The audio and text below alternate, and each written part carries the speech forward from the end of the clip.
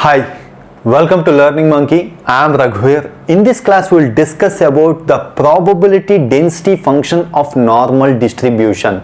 In our last class, we gave a graphical intuition of what's normal distribution means.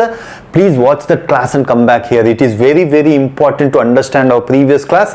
And not only that, in our first beginning classes, we clearly discussed about measure of dispersion with a data analysis example. So we are going to use that example here for better understanding of PDF of normal distribution. Please watch those classes and come back here. The link for the playlist is provided in the description below. Coming to today's class, so before going into the probability density function of normal distribution, first let's take an intuition of whatever the example we discussed in our previous class, measure of dispersion class.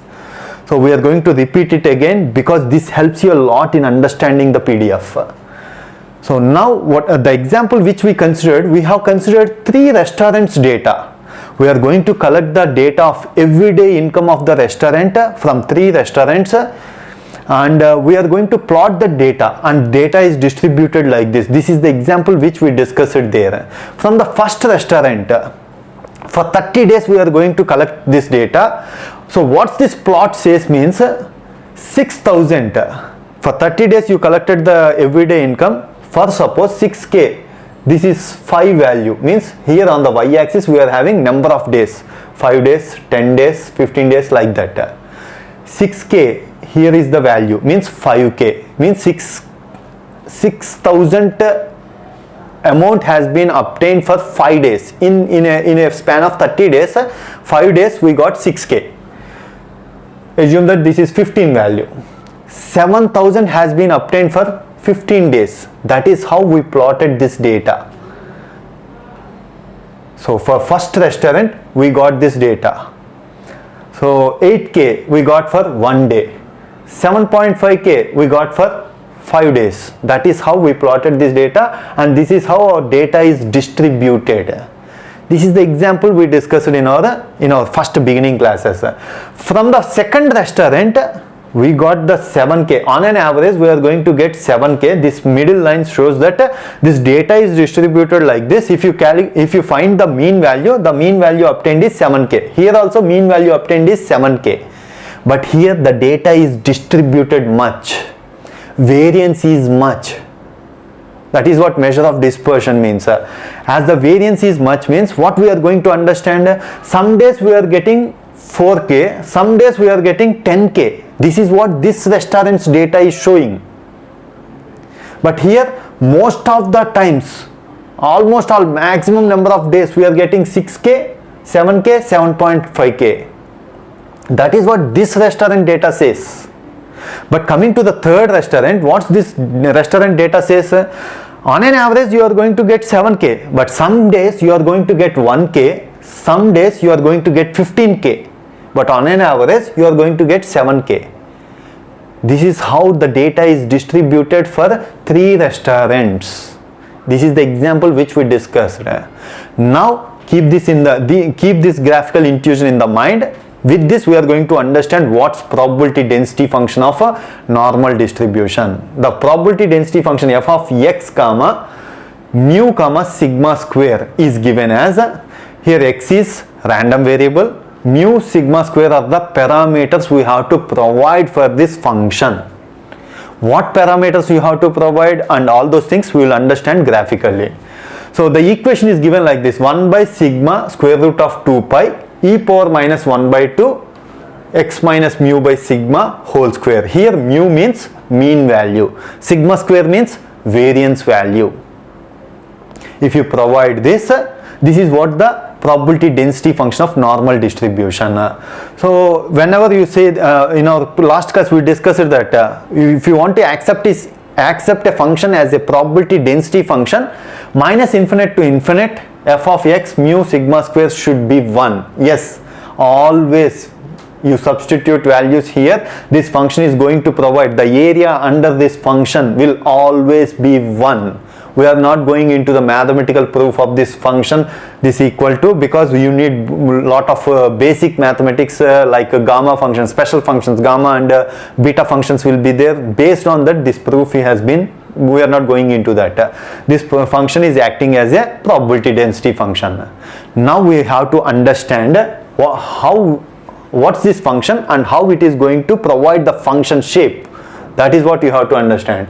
Assume that we have taken mu is equal to 5 and sigma square is equal to 1. Mu means average, mean value is equal to 5. Sigma square means variance value is equal to 1.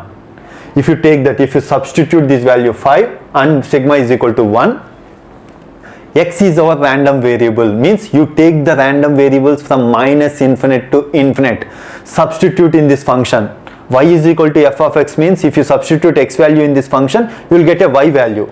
Plot it, you will get a function like this. Mean value is 5, variance value is 1. So that's why from here the function keeps on going up to minus infinite to infinite. We did not mention the line here, but the area under this curve is going down and it is moving away from 5 when it is moving away from 5.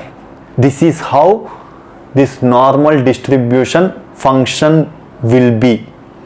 This is what we discussed in our last class. If the shape of the when we are going to take if the shape of our function is in the bell shaped, then we take this as a normal distribution. Yes, this function is going to provide it is going to graphically show you the values in this bell shaped. If you substitute the x value from minus infinity to infinite and if you plot it on the x-axis, if you take the x value, x is equal to 5, y will be here. X is equal to 4.5, y will be here. X is equal to 3 value, y will be here. X is equal to 2 value, y will be here. As it goes on, the function is going down. It is going near to 0. The same way it is going near to 0. So these type of functions, these type of bell shaped function, we accept it as a normal distribution functions. If you substitute here, you will get this shape. So now you have to understand from our previous example. See, you have to understand this. If you take mu is equal to 7 and sigma square is equal to 0.5, when you substitute in this equation, we will get this shape of function. If you take minus infinite to infinite, our function looks like this. Our normal distribution function looks like this. See, the variance is very less. Whenever the variance spread of our data is less, the function is going up. In order to make the area between under this function, in order to make the area under this function 1, this function is taking the shape like this. Okay, most of our data is here. That's why on the y-axis we are going to take probability values. That's why it is going up. As the most of the data 7k, most of the data is here means the probability. If you take the peak value, most of the times you are getting 7. That's why it is going up. So the area under this curve is going to be 1. As the measure of dispersion increases, as the variance value increases, mu is equal to 7k, mu average value is 7, but measure of dispersion increases, it is 1, means variance is 1. Now the shape of the curve takes like this. It is not going high, it is going wide. In order to make the area of this curve, under this curve is equal to 1. Now coming to the third one. Mu is equal to 7k, mean is 7k, but sigma square is equal to 2. Spread increases. How our shape look like? See, it is more wide and less high. The area under this curve will be 1. Like this, this function can fix to, if you change the mu value and sigma value, our shape of the function will take, it is going to go wide or it is going to go height. According to your data, our normal distribution function will adjust based on your mu value. Mu means mean value and variance value. This is the point you have to understand. See, in our example here we have taken all the mean values are 7k. What happens if you change the mean value? That is the point you have to understand, last point. So you take two distributions. So we take mu is equal to 6 and sigma square is equal to 0.5. Mu is equal to 2, sigma square is equal to 0.5. Dispersion, variance is same for both the distributions. but mu is equal to 2 here. That's why our distribution on the x-axis, this distribution will be taking the mean value. At this point it is going to be maximum. This is how from minus infinity to infinite. We are not going to write the edges. It is going till the minus infinity to plus infinite. So the distribution, so the point you have to understand, both are same distributions, but mean is 2, mean is 6. That's why this distribution came here on the x-axis, this distribution came here on the x-axis. If the mean is 0, the distribution comes here. This is how our normal distribution will help you to provide, the function is going to provide. So these are the points, important points you have to understand. And one more important point you have to understand, this normal distribution function is going to provide you the shape in symmetric. This is a symmetric shape. The distribution is symmetric distribution. The point you have to understand, so if it is the mean value, the left side and right side is having the same area. Left side, right side is having the same area under this curve. So total area under this curve is 1, means left side, right side, left side, the area under this curve on the left side is 0.5, the area under this curve on the right side is 0.5. You take any normal distribution, this side 0.5, this side 0.5. We did not draw it properly. Usually the function gives a proper shape, symmetric shape. So these are the points you have to understand on the normal distribution. This graphical intuition will help you a lot in understanding the data science examples. So hope you understand the concept. If you have any questions regarding the concept, please post your questions in the comment section below. Thanks for watching. If you haven't subscribed to our channel, please subscribe to our channel and press bell icon for the latest updates. Thank you.